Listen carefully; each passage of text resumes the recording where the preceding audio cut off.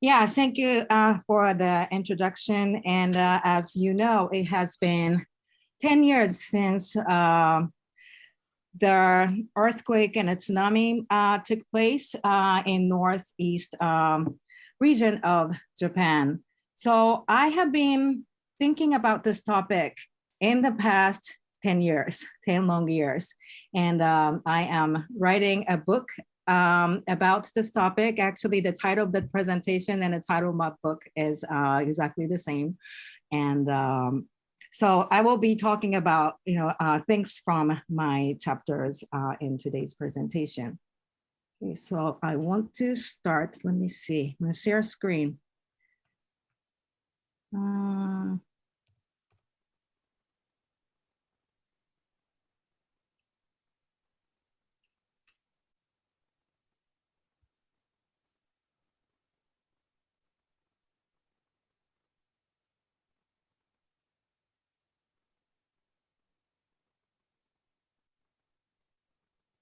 Can everybody see the slide, the title?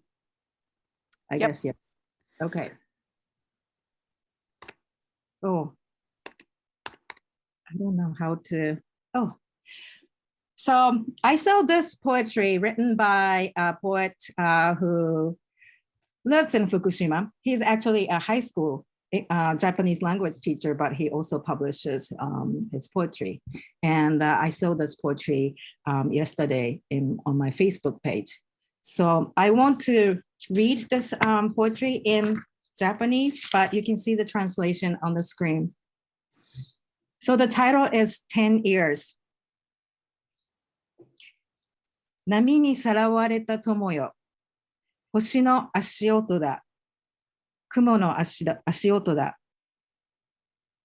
眼差し先に風の巣があって、鳥になったまま戻っては来ない。君に祈るのだ。10年、静かな朝に、どうか夜明けを。So, I feel kind of emotional when I hear this poem because I'm originally from Fukushima and I have visited Fukushima for about 7 months to do this research too in 2015 and 16. I think there are, on the major media, we talk about how the communities have been reconstructed quickly. And then you heard a lot of news about Tokyo Olympics. But under that celebration of reconstruction effort, there have been people who have been forgotten. Those who had been deceased have been forgotten. Also, there are people who are still have not been able to go back to their homes and communities. But oftentimes those news have not been shared in the major media. So first in my presentation, I want to give, I have a difficulty moving screen, so I'm going to do it this way. I want to give a background of the disaster first. So this is what it looked like, because I wasn't there, but so you probably have seen a lot of photographs like this. So 9.0 magnitude scale of earthquake hit the northeast region of Japan 10 years ago on March 11th. So northeast region is called Tohoku in Japanese, and this like a blue area is called Tohoku. And all these coastal towns and cities here were devastated by the tsunami and the earthquake. In Fukushima, 4,040 people have deceased and 96,027 homes were destroyed. 4 nuclear reactors in Fukushima Daiichi power plant that is located at the south part of Fukushima on the coast region exploded on March 12th after they got hit by the tsunami. And this, according to the government and the TEPCO, Tokyo Electric Power Company, this incident was completely unexpected. So they were not ready for this emergency situation. And then 4 reactors exploded on March 12th. So the government issued an evacuation order to people who lived within 12 miles away from the power plants. And then those who lived between 20 kilometers and 30 kilometers away from the power plant were told to just stay inside and not go anywhere. So these people, I have talked to some people who lived in towns here in this region, and they said they just thought that they have to leave for like 3 days or 1 week. So they just like put their clothes in the backpack and the small bag and then or flip-flops even, and got on the bus that the town government provided, and then left to another town. Some towns, the entire town, relocated to another region within Fukushima. Also, there were some voluntary and involuntary evacuees who left the Fukushima prefecture. Some ended up, after like moving from one evacuation centers to another evacuation centers that are temporal, they were moved to these temporary housing. There were about 30,000 people in Fukushima who lived in this type of housing in 2011. Now there are only 113 people living in this condition. So it is true that reconstruction effort has been made and has been successful, but at the same time, there are people who are still living under the influence of that disaster. Going back to this evacuation, because of the fear of radiation contamination, people who lived outside of this enforced evacuation zones voluntarily evacuated on March 12th and 13th. In estimate, about 170,000 people relocated to somewhere within Fukushima or outside. That is like one, and even in Iwaki City here, that was outside of this evacuation zone. And many people from this forced evacuation zones evacuated to Iwaki City. But this city lost almost 1/3 of the population by March 13th, because they were had a fear of radiation contamination. So this means 1 out of 30 residents in Fukushima prefecture left Fukushima in 2011. But this also means that there were some people who continued to live in Fukushima, even though the majority of the land in Fukushima got contaminated because there was a very strong wind blowing to northwest. There are mountains here, and then there's a strong wind moving toward that mountains. So some large cities, including Fukushima City, that's a major city where the prefectural government is located, which is located in 50 kilometers, about 31 miles away from the power plant, got contaminated. On March 16th, they later announced that the radiation level of Fukushima City was almost 200 times higher than normal radiation level. And the contamination, even though the government has been putting a lot of money and effort to remove soils and water that have been contaminated by radiation, especially for like a few years after the explosion of the plant, people in these areas highlighted in red, yellow, and green had to live under the fear of radiation. So when I visited in Fukushima, I saw scenes like this in 2015. They would actually cannot decontaminate the soil. They can remove the contaminated soil and put in these like black bags and pile up these contaminated soils in areas that people are not allowed to enter. So these contaminated soils are still located in former forced evacuation zones. And that's why people still are hesitant to go back to their own homes. As you can see in this picture, the Fukushima prefecture has been giving like a free examination for thyroid cancer. They have not been able to detect that there is a significant correlation between the power plant explosion and the increase of thyroid cancer among children. But they just cannot prove the correlation, but the number of children with thyroid cancer has increased since 2011. So I decided to conduct this study actually in 2013. It took me, I was thinking about Fukushima a lot since 2011, but it took me 2 years to realize that I actually need to do this study.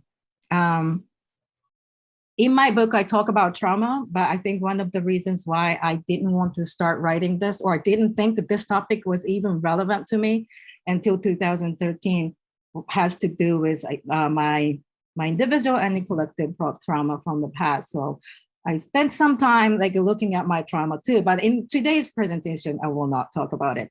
But anyways, one of the major reasons why I chose to write about education in Fukushima after the disaster was because I grew up in the Tohoku region, and I was born in Niigata City, which is here, and then moved to Yamagata, and then spent my junior high school and high school days for 6 years in Fukushima. My family already had moved away from Fukushima when the disaster took place, so they were not directly impacted by this disaster, but I have some friends who were still there and got impacted. So I visited Fukushima, mostly Fukushima City, between 2013 and 2016. I spent in total 7 months, but I was a visiting scholar at Fukushima University during the fall semester of 2015. So I lived in Fukushima City, and that's when I visited more coastal towns to conduct interviews. I also participated in a tour to go into Fukushima Dai-2, the second power plant that didn't explode, but got damaged by the tsunami. So mainly I collected data through participant observations because I had very, very difficult time recruiting participants. So talking about radiation and the nuclear power was a taboo in Fukushima City.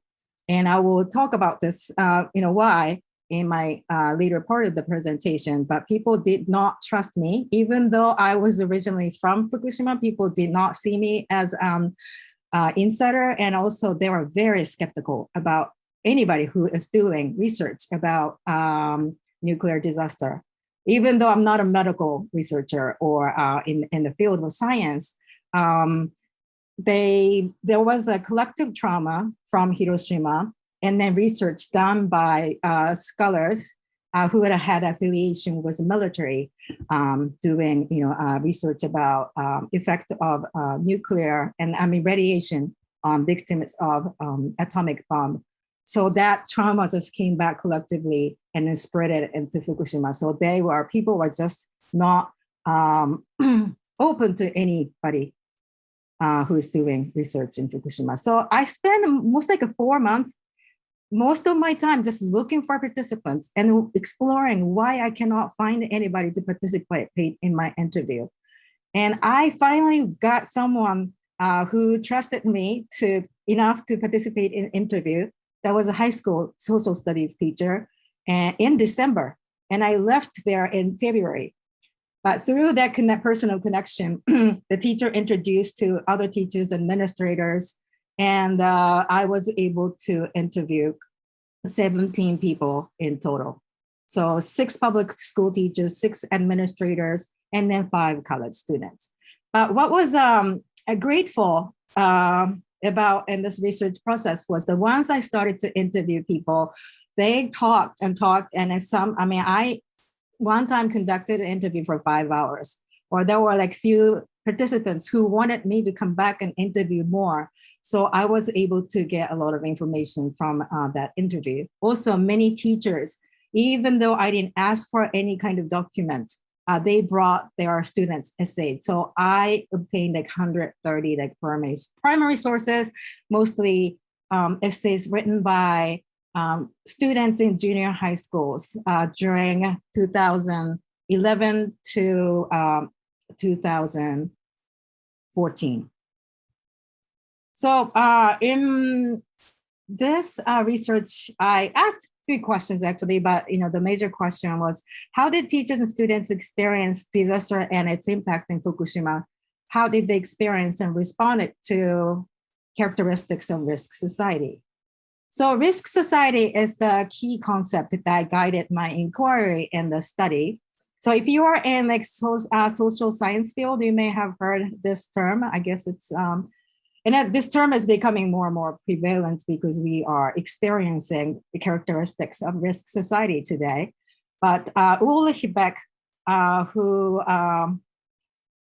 passed away actually in 2015, came up with this concept of risk society in 80s as he studied Chernobyl nuclear accident. So according to him, we were already in 80s shifting toward the second stage of modernity, which he calls risk society. And I think we are in between first and the second stage of modernity, but the characteristics that social scientists paid attention to was we are these and in the first stage of modernity. So we believed in science and technology. We also believed that science and technology were a tool for economic development and advancement of society. That's why we try to put money into science and technology education too, because we see that as an investment for future success, economic success. We also believe that nations could control risks and using science and technology, especially. And major concerns among citizens and national governments were unequal distribution of goods and services and rights. But in the second stage modernity, we cannot agree with contested definitions of risk. Also we see that major media manipulate the definition of risks. So we are now witnessing this under the influence of COVID. Some people think that, coronavirus is very dangerous, and others think that, it's kind of like flu, it's not dangerous at all. And this divide among citizens and even experts about the level of risk about something is also related to uncertainty of scientific knowledge. Because in relation to this uncertainty of scientific knowledge, that means a scientist cannot even agree with the definition of risk. And that leads to government's failure to control risks and protect citizens from risks. And because of that, we tend to develop skepticism toward national government because we witness this incompetence, and then we tend to lose the trust towards science and the government. Another interesting characteristics of risk society is that everybody is vulnerable to catastrophes. You can think about climate change, radiation risk, COVID, even though the level of impacts that the individuals get from these risks are different depending on where they are economically or geographically. But, for example, coronavirus and anybody could contract coronavirus. Coronavirus does not choose people. And in the risk society, major problem that we need to pay attention is the distribution of risks, not distribution of goods. It doesn't mean that we are completely in the stage and then we do not see these characteristics from the first stage of modernity, but we are beginning to see these characteristics more in our society. And when I was in Fukushima, I saw these a lot. In teachers and students' lives, in the community, and in the school. So I want to focus in this presentation, I want to focus on 3 characteristics contested definition of risk, uncertainty of scientific knowledge, and skepticism toward national government. So I want to first talk about examples from Fukushima and then connect that to what is happening in the US under influence coronavirus. So one characteristics of risk society that I saw was contested definition of risk. So in Japan, I guess, and also in Fukushima, there were two groups of people, and this was actually more dominant because government supported this model. But there were two scientific, standards for risk of radiation that group of scientists developed. One was developed by ICRP. So this is a pro-nuke organization, international organization that promotes safe use of nuclear. Right? And Japanese government adopt the model of risk, radiation risk from this organization. So the model they used was as low as reasonably achievable.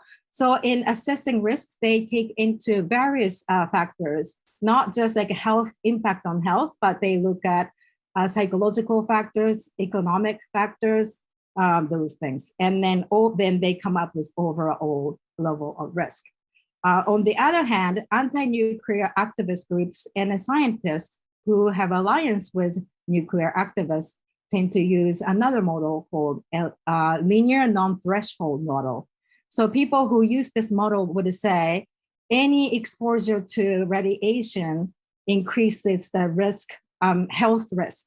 So your probability to develop cancer, some form of cancer or leukemia would increase as the level of your exposure to radiation increases. So they advise people to just stay away from any kind of radiation. So these are both scientific models that scientists created based on scientific data, but they don't agree with each other. And the Japanese government used this model because it was more beneficial for them economically and politically. So this model, I would say like a Lara model, defines radiation risk in this way.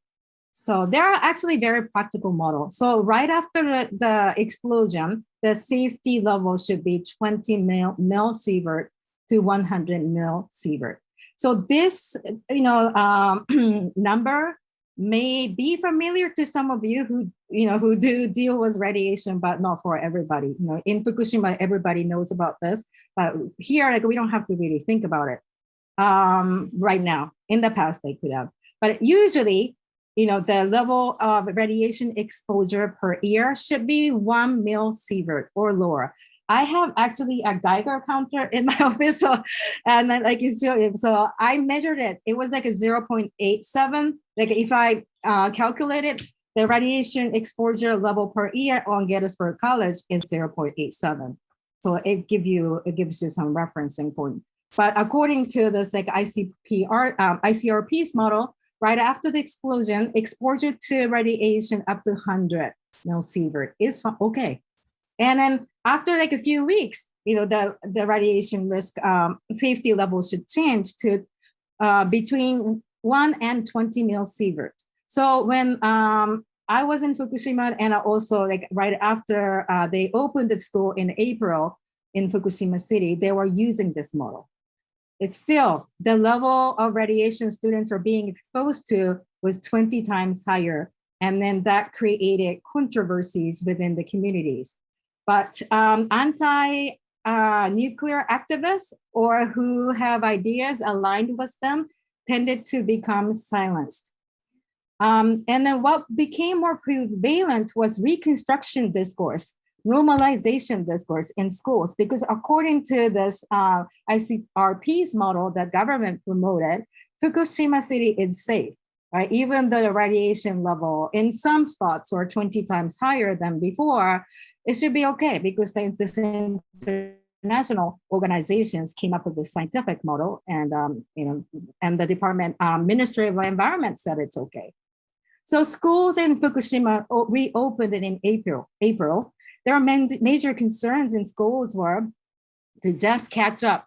And especially they were worried about lowered test academic achievement test scores. So in Japan, they have started to give national academic achievement tests every year since 2007. And then they kind of have schools compete with each other by publicly reporting the test scores. In addition, they have prefectures compete with each other by announcing their average test scores of each prefecture. And Fukushima had not been doing well in those tests, and they were already worried about their mediocre test score. And then after the disaster, administrators and teachers were very worried that they would even get behind. So the major thing, concerns that teachers had was how to push students to engage in academic work, even though their lives are still unstable. And they really didn't have time to talk about radiation or disaster. The only required time that school had to talk about radiation safety was 2 hours per year.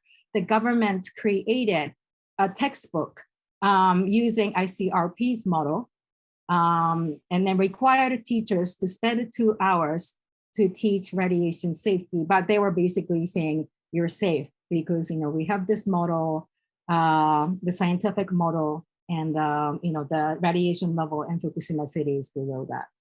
At the same time, citizens who stayed in Fukushima City wanted to engage in reconstruction. Hope and love for the community was right feeling for them to express, to contribute to the community.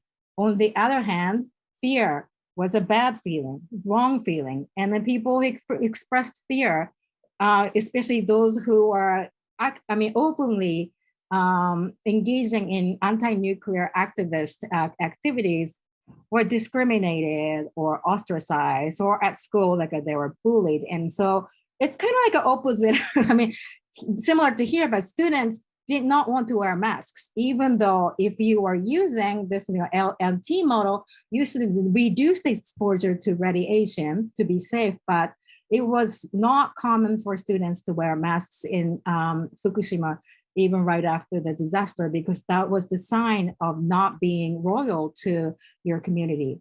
Students also created videos to demonstrate to others in the nation that they're doing fine, because also Fukushima people, people who evacuated from Fukushima, and the vegetables and fruits produced in Fukushima were discriminated. People boycotted those produce, and the Fukushima lost farmers, especially, had tremendous economic damage due to the decreased sale of fruits and vegetables. So they wanted to appeal to citizens in Japan that Fukushima is safe. So they created many videos like this, but I want to show one example, which was made, I think, in 2015. Videos like this started to circulate on YouTube in 2012. So the title is Happy.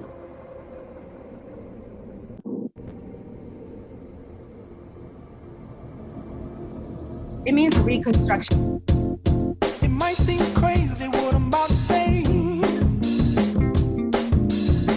Sunshine, she's here, you can take a break. I'm a hot air balloon that could go to space. With the air, like I don't care, baby, by the way. Because I'm happy. Clap along if you feel like a room without a roof. Because I'm happy. Clap along if you feel like happiness is the truth. Because I'm happy. Clap along if you know what happiness is to you. Because I'm happy. Clap along if you feel like that's what you want to do. Here come bad news, talking this and that. Well, give me all you got and don't hold it back. Well, I should probably warn you, I'll be just fine. So I think you got an idea of this video. So if you like search on YouTube, like Happy Fukushima, you will see a different version of this kind of video. So it looks like students actively, voluntarily participated in creating this video and they look happy. And I don't think they are lying. And when I look this video, I feel kind of torn because they do love their community. They want their community not to be discriminated. They want to contribute to reconstruction. So at the same time, I know that this model of radiation safety guidelines that they were using was not normal. I mean, the radiation safety level was not normal in Fukushima. And then I met a lot of anti-nuclear activists in the US and also in Japan. And when I talk to them, they always tell me, if you are going to go to Fukushima, just tell people in Fukushima to leave Fukushima. It's so dangerous. And they would have also told me, like, don't even get close to Fukushima. It's dangerous. Because in Chernobyl, when the nuclear disaster took place, people who lived in areas where the radiation level was 5 or below had to evacuate. So this is like, a lot less than 20, the standard that they were using in Japan. So I understand their rationale. They are using like, I guess, certain like, information, legitimate information to make that argument. At the same time, for someone who spend my like, time in Fukushima and have friends in Fukushima, it is kind of difficult to hear comments like that because they were implicitly saying people in Fukushima is not scientifically literate. They don't know science. They don't know how to make good decisions. They have been deceived by the government and scientists. So after I went to Fukushima, I started to meet people who had similar feelings as I did. They did love their community. At the same time, even though they were not expressing in public, they had fear. So people I met and I interviewed had very contradictory feelings, fear, which they were not expressed openly in public, and then love for community.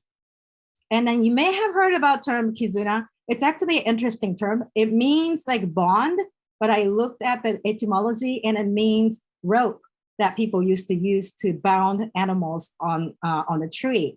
And then this term kizuna was used a lot as an to emotionally engage people in the discourse of reconstruction. And still this term makes me feel very warm because it's about love for the community. So this was right feeling and this was wrong feeling. So in schools, also they did not have space and time to talk about fear or fear. But some teachers I interviewed carved out space and time for students to discuss their disaster experience and also share their fear and this confusions about contested definition of risk. So one junior high school wrote this. So this is an example of the emotions that they had. So one day I saw on the news that they found an extremely high level radiation from the beef produced in Fukushima. I was shocked because my parents told me that we buy produce and meat produced in Fukushima. I also remember a few days after the nuclear power plant accident, my father brought tomatoes from the high school he worked. He said it's safe because they're grown in a greenhouse. However, I pondered, is it really safe, honestly? However, when I think about this carefully, it is sad that even people in Fukushima cannot trust vegetables grown in Fukushima. We cannot let something like this happen. We can reconstruct Fukushima and eliminate negative rumors about Fukushima products. Only if the residents can trust our produce truly can we do this. And this was another essay was written in after school program, out of school context. So compared to this one, which shows the tension between love for the community and fear, and then I think the students trying to suppress, deny his fear. But this student actually kind of got involved in anti-nuclear activist movement. So she was reflecting on her experience in 2011. So this is in a high school or college. In Japan, they give an entrance examination. Like each college or high schools give entrance examinations. And then they post the scores on the wall outside of the building. So you need to actually go there to the school in the physical space and look at whether you passed or not passed. So they were doing that on March 16th in 2011, which is 5 days after the earthquake. So this girl who lived in Fukushima City wrote, I was supposed to go to the high school to sign the form on March 16th. My mother said, don't leave home. You can go there anytime. Don't worry. They have already accepted you. So I think she got into this high school through another route. So she didn't really have to go there to see the scores, but other people had to. So she said, so I followed her advice and stayed home. My friends who took the exam all went to see the results in the snow. We found out later the level of air radiation was 20 microsievert per hour. That's almost like 100 to 200 times higher than most places. And the U.S. Army actually collected data of radiation contamination in this region and then gave the data to Ministry of Environment in Japan, but they did not show this, share this information until March 23rd. So some people became very skeptical about the local and the national government. But again, that was not the right things to, emotion to express. So how about in the US? Are we encountering contested definition of risk now? Is there skepticism toward government and the science with regards to coronavirus? I think, the answer to this question, it depends on who I asked to.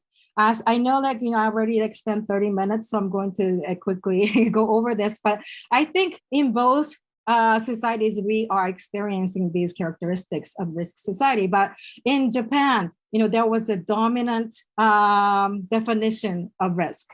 The government, local and national government, and then scientists who align themselves, in national universities, used this model, and they came to terms, defined that after a few weeks, Fukushima is completely safe, so they don't have to evacuate. And then people have to suppress their fear, and they just have to trust the government and then invest in reconstructing their communities under the guidance of the government. In the US, I think there are also contested definition of risk about coronavirus. But, I think the government is divided in this country's case. And for example, I hope I'm doing, I would say this is my interpretation, but, last year, non-Trump supporters argued that coronavirus is dangerous, and also CDC, using scientific model, warned citizens to wear masks to protect themselves and others.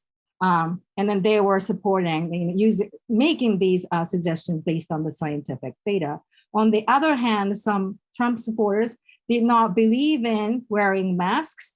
And I'm not sure whether that was, there was something, sentiment against science itself, but definitely science was politicized, I think. And also some people used not wearing masks as a sign of patriotism and freedom. I think on the other hand, there were people who chose to wear masks to show their patriotism, to the sign that they're being good citizens. So I think the divide is more explicit, vivid, visible in the US. So this was picture taken in Fukushima in 2014, and this is a picture kids we see in US in 2020. We never thought that people in this country would end up wearing masks like this, but it's we live in a risk society. So I talked about three common characteristics of risk society shared in Japan, in Fukushima, and the US: contested definition of risks, skepticism toward science, skepticism toward national government. So, and I didn't actually talk much about schools, but I want to ask these questions. So, are schools in both countries focusing on normalization after this, like, as we go through the disaster and then after effects of disaster? Is our, focus so much on catching up and increasing test scores more? Are we creating space for students to talk about their experience of catastrophes or risk? How should public school education change as we shift to risk society? Because originally, the idea of public school in Europe and the US were created to construct national citizens, like citizens who would conform to national guidelines. And then Japan also adapted the model from the US and Germany. So as the skepticism toward the government increases and the government's failure to control risks and protect citizens, I wonder if we need a new model or form of education for risk society. So this was my presentation. Thank you for listening. I talked a lot. And I have given this kind of presentation in conferences, and then some people say that you're really into this topic. And so I share my identity connection to Fukushima first, but it's hard for me to shut up when I start talking about Fukushima because I feel so connected personally to this topic. But is there any question or comments? Yes, yes, I do have a question. In that happy video, very interesting video, I noticed, there may have been more, but I noticed only one of the students that was wearing a mask. Oh, there was one? There was one that was wearing a mask? I didn't notice. Yes, now, and I couldn't tell because it went by fast, whether there were some students that had a mask around their neck, pulled down for the video. But it was interesting to see that one outlier because it was, this was a video that was intended to show a point of view. Right. I did not notice that there was anybody wearing masks. So it's not common to wear masks. And some parents forced their kids to wear masks, but they don't. There's a peer pressure at school to, act strong. So maybe they were kind of in between, doing this. And you see people doing that here too.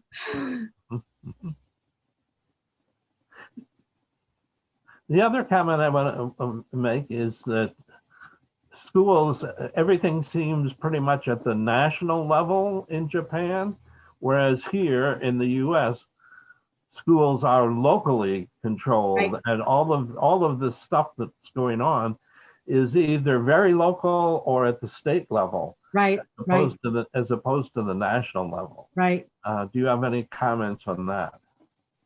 I think that contributed to more divisions within certain communities. And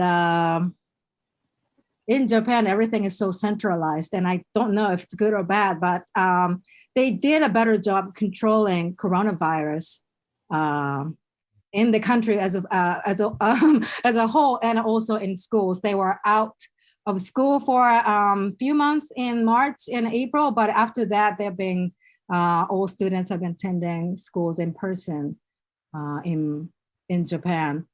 So strong government control worked for Corona, I think is working well so far to control coronavirus, but in my view, this strong government control did not help residents who chose to stay in Fukushima. Mm-hmm. So going back to what you asked, yeah, I think if you give more,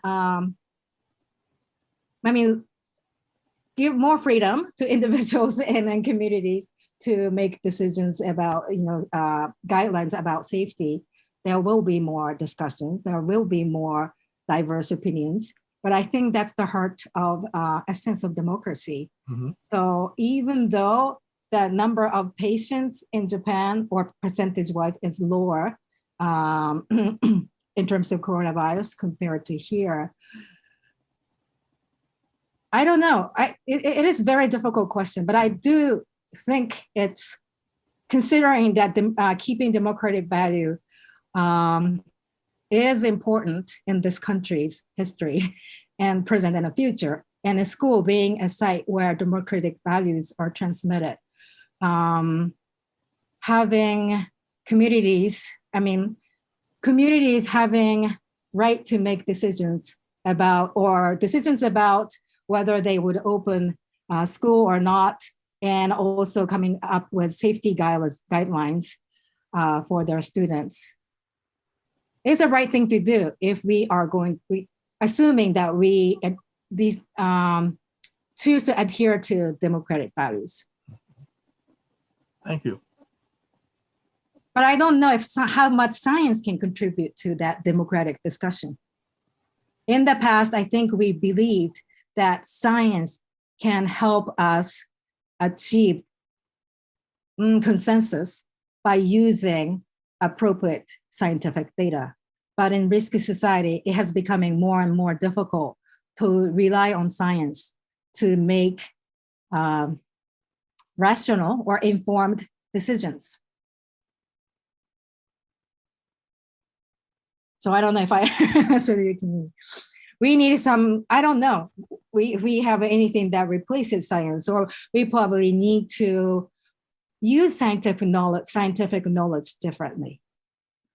And I do personally see more needs to teach science in combination with like social studies, or teaching science by putting scientific data in political and social context, instead of seeing science as something completely pure and objective, because it does tie to certain political interests.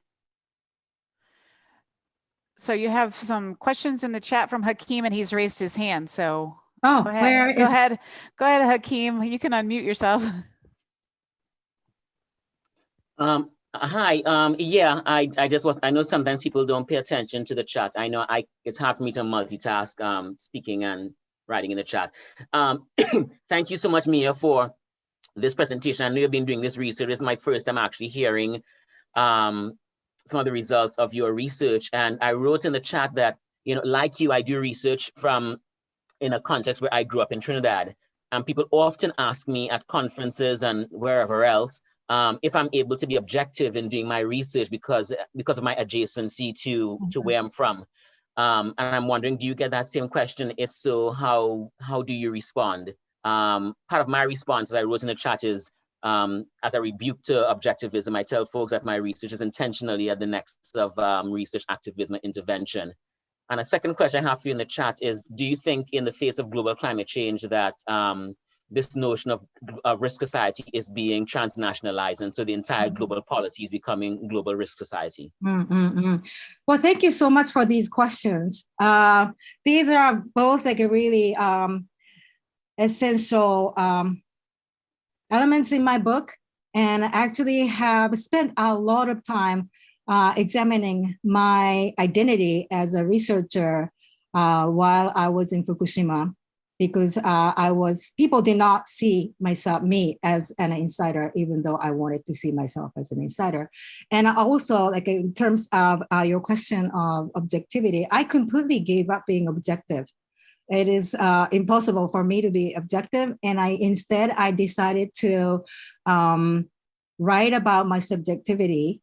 And I also paid a lot of attention to my emotion, because emotions were key. Indicating, like directing me to ask certain questions and hinting me to pay attention to certain things in the data.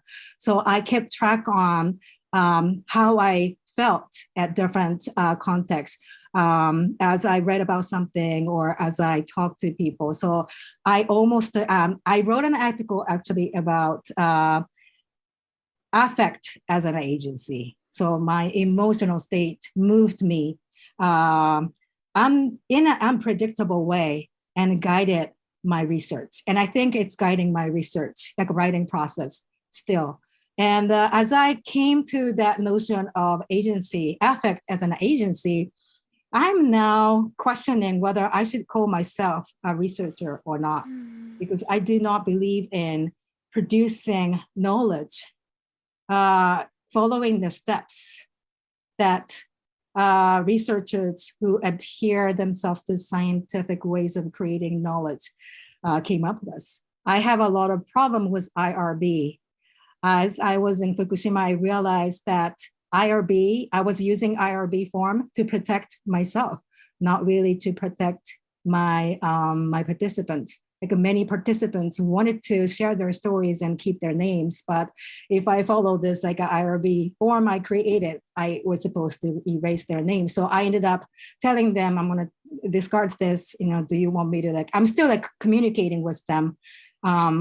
And then ask them, show my draft and ask them if they want me to use their name or not. And that's also another part of not doing I don't consider what I'm doing not really research, because once I get to know people, it's a small number of people to begin with, and then I stay in touch. This kind of research is not so, in scientific research, I think, people who give grants and then research articles, journals that is highly regarded tend to value research that use bigger samples and numbers. Yeah, I do not see my research as objective, and I'm not even sure whether I'm doing research at this moment. And then the second question about global risk society. Yes, risk society has to be global. And Beck talks about idea of cosmopolitization. So because we are all vulnerable to certain risks, like nuclear war, right?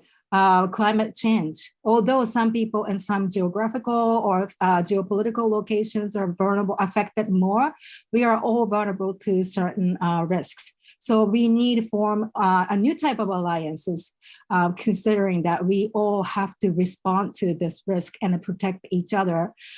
Government, national governments or international organization could be part of that network.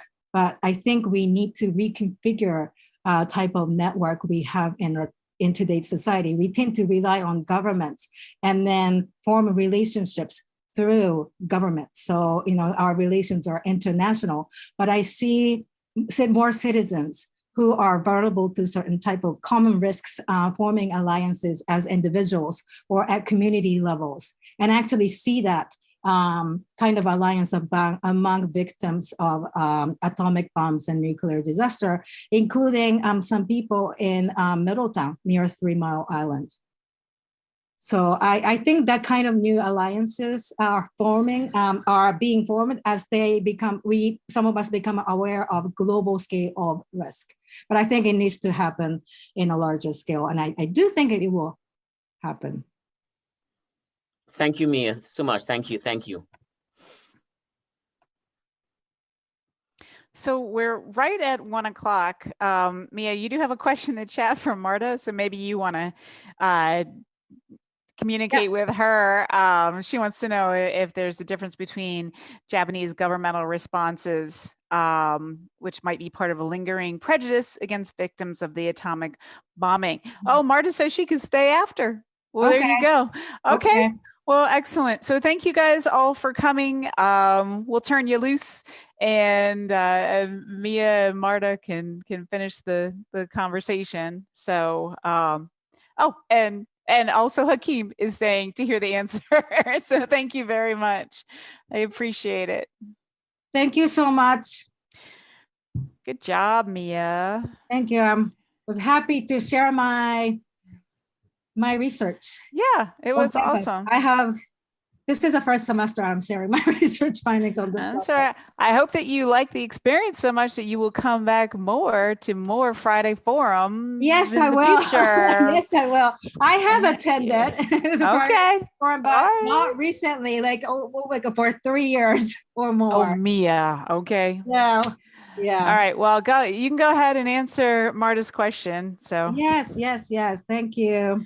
Miya, it's okay. Well, I just I just wanted to thank you for your research, and I love that you framed yourself in the middle of it and your emotional response. And I am thinking about how to describe some of my methodology. And similar to you, I'm struggling with the idea that I don't do interviews. I form relationships and conversations, long-term conversations. And so in a way, you know, how do you explain that? I think it's easier as a humanist because we're not trying to talk for like, Yeah, I'm big still in groups of people. social science division, and then my career is kind of about, you know, trajectory has been that way, and I used to see myself, I really actually don't know where I'm going. Yeah. Because, you know, although I use the term like data and interviews and participants, that's not how I see it. And then even there was a participant who came to talk to me because she thought that I would just listen to her. I could not turn on my recorder because she did not know that I was collecting data, and I could not turn on the recorder. So that's a failure as a researcher. You spend all this time and money to go all the way to Fukushima, found someone to share their stories, and cannot collect data. That's like a failure. So I had a difficult time in Fukushima for like 3-4 months because I felt like I was not a good researcher. I couldn't recruit participants, and I couldn't turn on the recorder button. Well, thank you. And I also was moved by you talking about your sort of liminality, that you weren't seeing, you know, all of these identities, researcher, American, Japanese, from Fukushima, not from. I think that is really interesting as well. So I was moved by your centering yourself